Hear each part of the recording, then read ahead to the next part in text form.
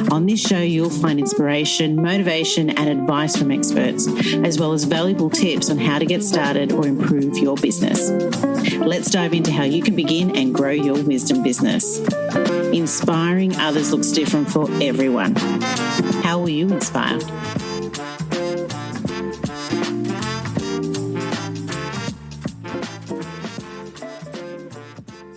Welcome to the Wise Zone podcast, and today we're chatting with Caroline. Caroline, welcome to our podcast today.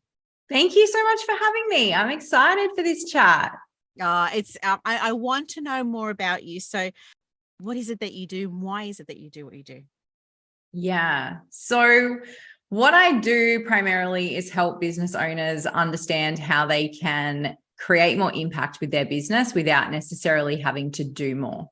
Mm-hmm. So one of the things that I've really noticed for a lot of us is that we can end up in a situation where how much we can do impacts how much we can actually create in terms of, the impact that we want to create on the world, the income that we want to bring in through our business. And so I went on this bit of a journey to figure out, okay, so if I don't have any more capacity time-wise, how can I be working smarter, not harder?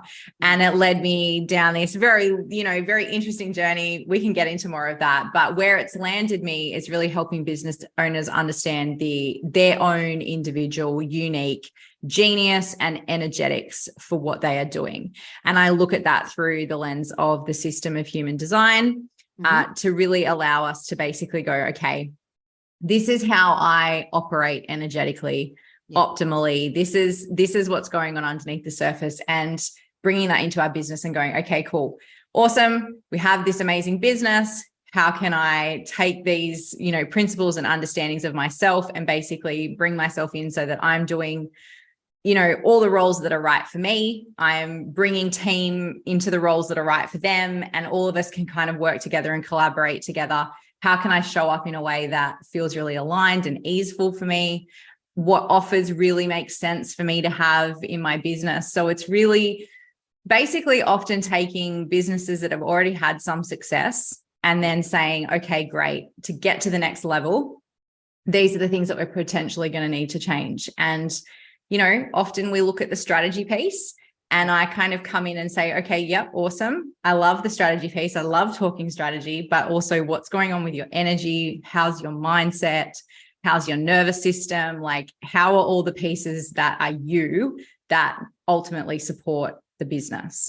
So yeah, sorry, long-winded answer to that question. I love human design, and I don't understand it enough to talk about it, but I love the whole, concept of, well, not so much concept, but I love the whole thing about, human design and the energies and so forth. And finding, we all have our genius zone, and some people are like, well, I don't know what my genius zone is, but this is another way of finding it, isn't it? Sort of like, yes, what works for you, what doesn't work for you. And if it doesn't work for you, go out there and get someone else who can do that job for you. Exactly. Yeah. It's almost, the way I explain it to people is it's pretty much just a blueprint. So it's a blueprint. And when someone like me knows how to read that blueprint, we can basically say, okay, these are the things that you are naturally good at. These are the ways that are naturally going to work for you to work.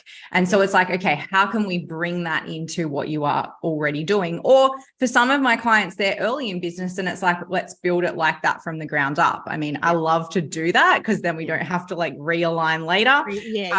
We're not kind of redoing it. But yeah, it's basically just a blueprint that gives you this really great map to explore from and experiment within life in general, but business. And I have to ask, what is the name of this program that you support with? Yeah, so I have two programs currently. So I have a group program called The Experiment, because in human design, we understand that everything is an experiment. So we learn something about our design, and then we take that and we experiment with it in our life. And so I took that concept and applied it to business. So I have my group program, and then I have one-to-one mentoring, where I work with people on a more one-to-one bespoke kind of basis to go through their business and do any designing or realigning for their specific business. So that's kind of the two options that I have. And the experiment is a really great way to go, because people basically go through each business unit within their business and learn about that business unit related back to their design. And then they go and experiment and play around and see what is going to work for them. So it's super fun. I absolutely love doing it. You can probably tell. But I love it. Hey, you've got to have a passion for what you do. Otherwise longevity ain't there. How did you get into it? How did you get into this? Yeah. So I had a 15-year career in healthcare, and I loved helping people. Yeah. But after 15 years, I was burned out. I was completely burned out. It happened to coincide with 2019, 2020. I had some personal health issues, and obviously we went into the pandemic, and I had started a business in the education space around something that I was super passionate about, which was actually children with food allergies, because we had a food allergy child of our own. I had a background with a lot of education within my role in health. And so I had basically taken that and built a business around that I was running on the side, as well as my 40-hour plus week in healthcare. And eventually in 2019, 2020, I was like, I'm totally burned out. I'm not feeling the passion for anything. It's time to make a shift. And so I made a shift in my business and moved across to working more in social media and video and the strategy space, because that was the skills that I had really learned and loved. Yeah. And as I went on that journey, I basically realized that I needed to find a way to understand myself better so that I didn't just recreate burnout in my business like I'd created in everything else. Yeah. And human design came into my world in 2020. And right from the get-go, I was like, okay, this is a really interesting way to kind of have a blueprint and explore and experiment with how I can do this better. And I've been on a journey with that. It was a personal journey. And then I started to bring that into the work I was doing with my clients. And then the more I went deep into human design, the more people followed me down the rabbit hole. And it kind of unfolded. So it's been like this beautiful journey where I have basically gone on the journey and then taken people with me on the journey as well. And it's really, I can see like my own personal growth at journey has really followed my business journey. And so now for the last couple of years, this is firmly where I've had my feet, and I love it. So. Well, that's a perfect segue, because I was literally going to ask you, the next question was, how have you personally grown through this journey? Yes. Like so very much. Like I really think the timing and the transition out of a career across into business kind of created that first leap there, because, it was lockdown and into it.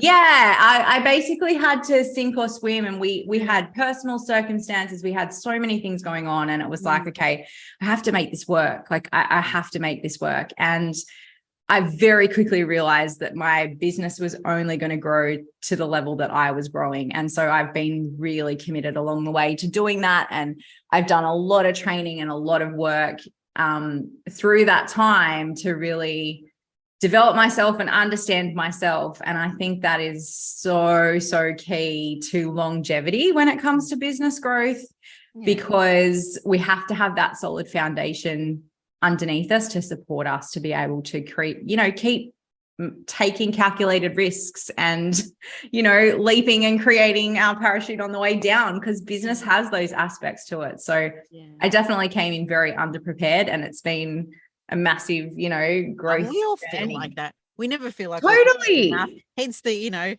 procrastination that always sits there with a lot of us. Yes. When you decided to go into like this field, and actually, like you said, people started coming on this journey with you, and you translated that in a way where you went, I'm going to help people with this. And so forth. How did you work out? Now, this is going to the direction of how you share your knowledge. So how did you work out the best form to support people, especially when it came to human design? Because that is something that is very almost one-on-one or face-to-face. Yeah. Stuff. So how did you do that during the whole COVID period? Yeah. So I think I already had a background in a lot of public speaking and a lot of presenting.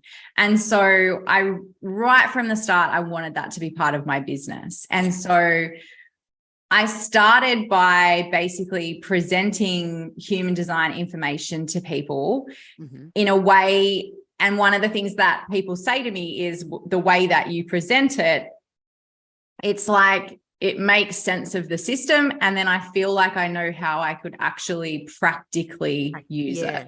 Yeah. And it's really interesting because in your design, there is actually keys, like little clues to the way that you're designed to share information with people.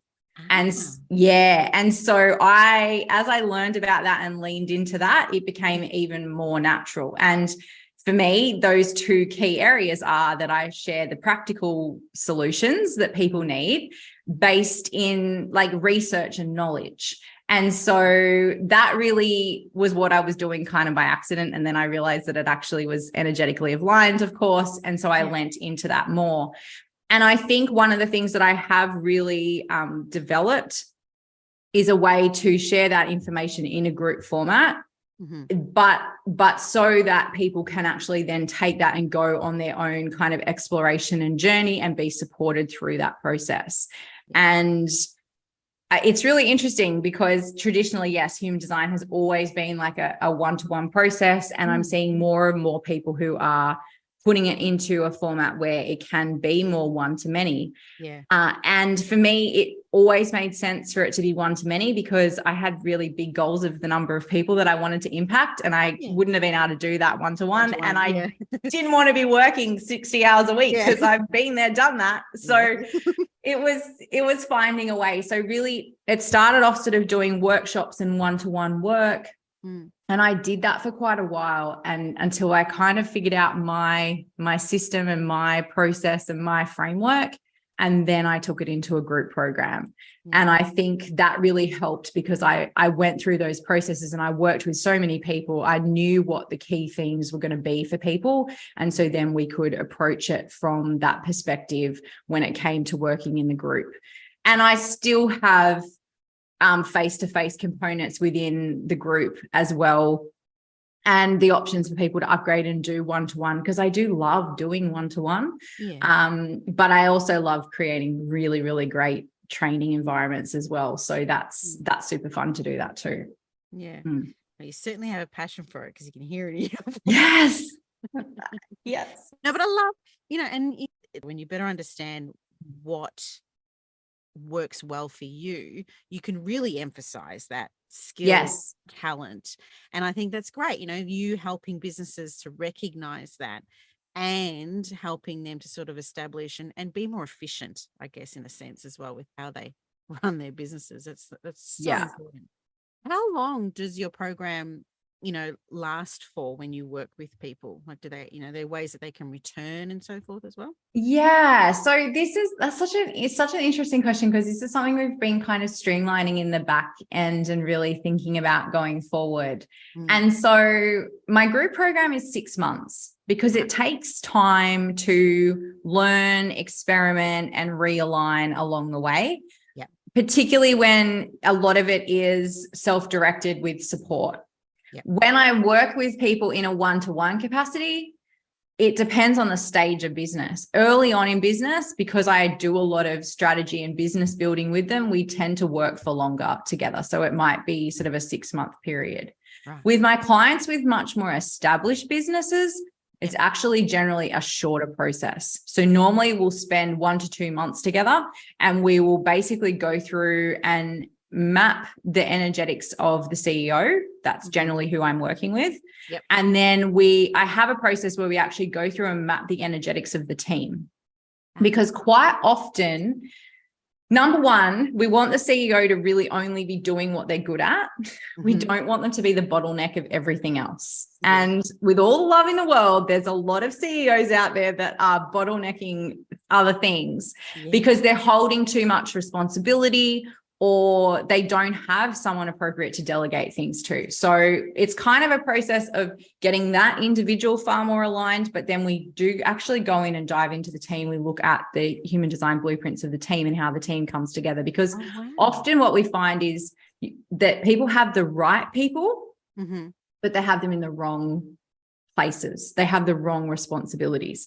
And human design actually literally goes down to the nitty-gritty of different business units and whether someone is designed to have leadership in that business unit or responsibility in that business unit or be part of the team to build that business unit. And so we can actually map a team right down to the nitty-gritty of, okay, you're, say, for example, currently in charge of PR, but there's actually someone on the team that has much stronger numbers for PR.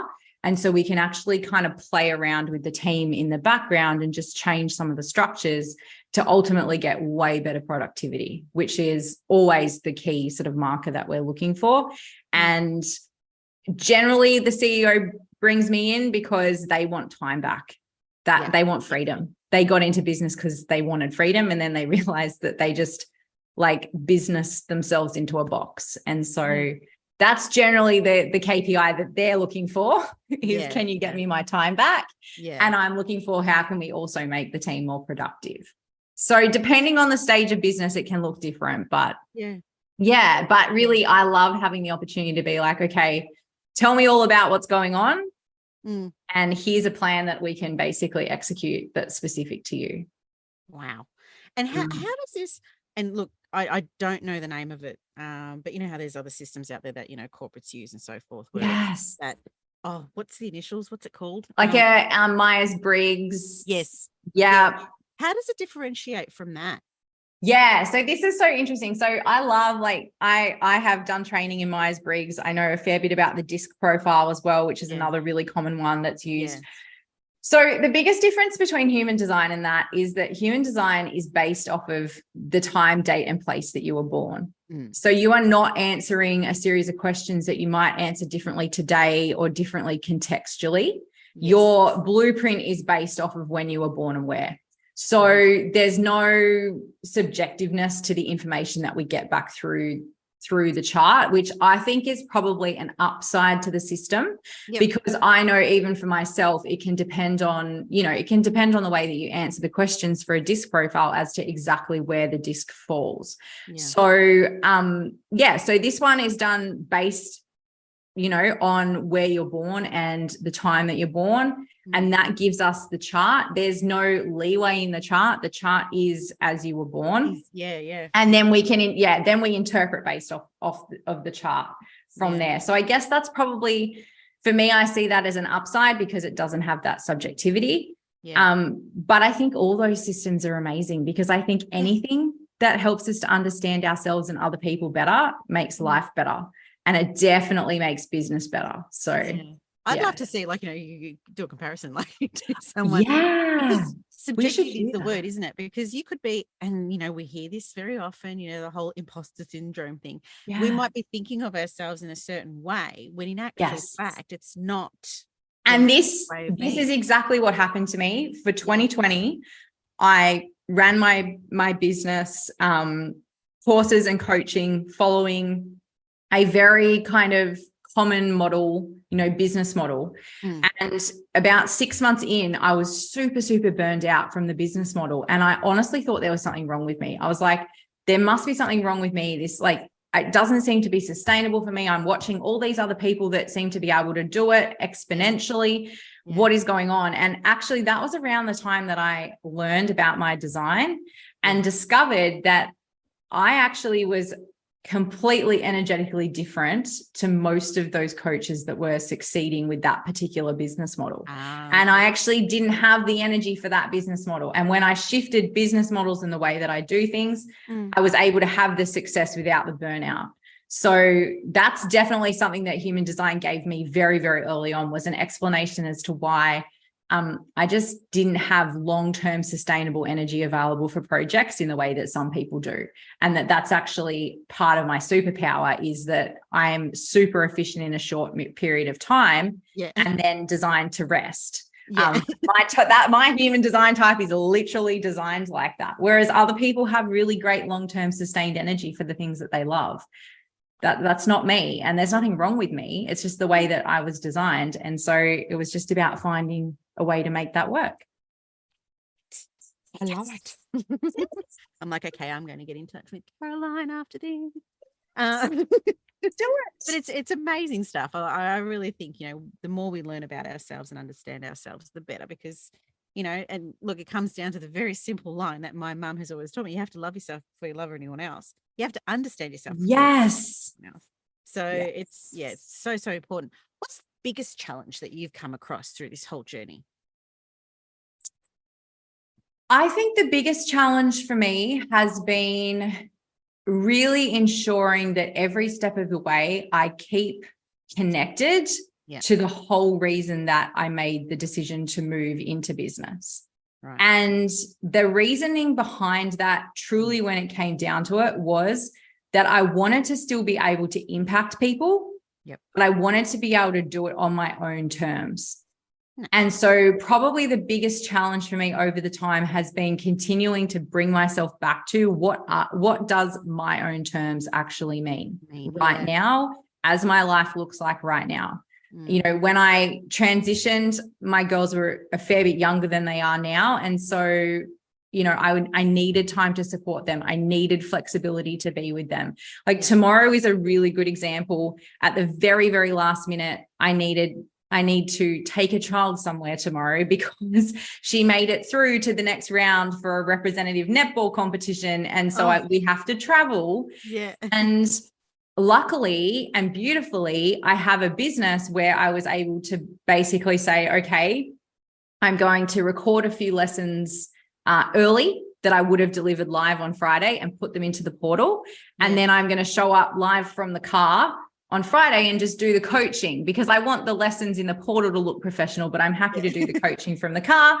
So I'll coach from the car. She'll trial for the netball team. And so it was that whole piece of just continuously checking back in of like, why am I doing this? What is it that I want to achieve? What's my mission for, like, my bigger mission, but also like my personal mission, my family mission, and just continuing to like check back in and be like, okay, like, how are we traveling with that? How is this feeling? What do I need to like reorganize to keep myself, on track for what I actually am doing and why I'm actually here, rather than just creating a job out of my business. God, you're creating great segues for me, because the next question for you awesome is, what legacy are you looking to leave? Personally, business. This is a really great question. I think the legacy that I'm looking to leave is for people to understand that business is a beautiful way to create opportunities for ourselves and for other people. And it is often the opportunity to have the freedom and the flexibility that we want in our life. And so I want everyone to know that it's actually possible for them to create that in a way that is on their terms. And I want my children to know that they're probably going to have jobs that we haven't even thought about right now, because I have a job that we hadn't thought about when I left school. So I just want them to know that there's so much opportunity, and that business is often the vehicle for that innovation and change and opportunity. And it can be something that fits beautifully into your life, rather than trying to jam your life into your business. Something else. Exactly. I have to say that this conversation has been bloody awesome. I've loved chatting to you. Yeah. Do you have any offer that you'd like to share with our audience? Yeah. So I'm going to invite the audience to grab my free PDF guide. It's a really, really great place to get started, particularly if you're like, what is human design? Or you're like, yes, I have kind of been aware of the system, but I'm not really sure what to do with it. This guide is perfect for that. So it basically takes you through 5 ways that you can use your human design to grow and scale your business today. It will help you decipher your chart, understand the pieces, and look at some of the really core areas around your business: communication, money, leadership, etc. So you can grab that by going to Caroline Lynda with a Y lynda.com/guide. Done. And all the details anyway. Oh my God, Caroline's offer will be in our podcast summary below. Be sure to click on the link and don't forget to subscribe. And again, Caroline, thank you so much for your time. It's been lovely chatting to you. Thank you, Nikki. Have an amazing day. You too. Thanks for listening to the Wise Dome podcast. If you enjoyed and have been inspired by this episode and you'd like to support the podcast, do subscribe and please share it with others. Post about us on social media or leave a rating and review. To catch all the latest from me, Nikki Kelly, you can follow me on Instagram at Wise Dome Podcast, WISEDOME podcast. I'm Nikki Kelly. Thanks again, and we'll catch up next time.